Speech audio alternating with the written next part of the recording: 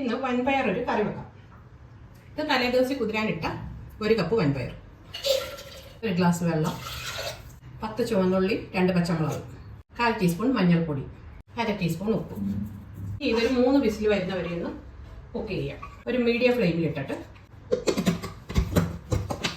ഇനി തേങ്ങ അരച്ചെടുക്കാൻ വേണ്ടി ഇത് 1/2 കപ്പ് തേങ്ങ, 2 അല്ലി വെളുത്തുള്ളി, 1/4 ടീസ്പൂണിൻ്റെ പകുതി മഞ്ഞൾപ്പൊടി, 1/4 ടീസ്പൂൺ ജീരകം.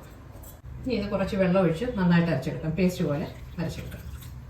ഈ പയർ വെന്തത് ഇതിലേക്ക് ഇടാം. അതിലേക്ക് ഈ തേങ്ങ അരച്ചത് നന്നായിട്ട് ഇതൊന്ന് തിളക്കട്ടെ. നന്നായിട്ടൊന്ന് ചൂടായിട്ടുണ്ട്, ഒന്ന് ചെറുതായിട്ടൊന്ന് ഉടച്ചു കൊടുക്കാം.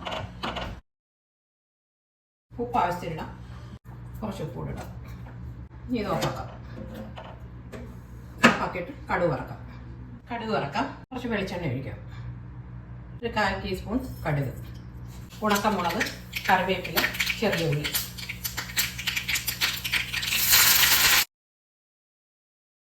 ഇനി ഇത് ഓഫാക്കാം. ഈ കടുക് വറുത്തത് ഇതിലേക്ക് ഇടാം. ഒന്ന് അടച്ചു വെക്കാം. ഇനി ഇതൊന്ന് എടുക്കാം.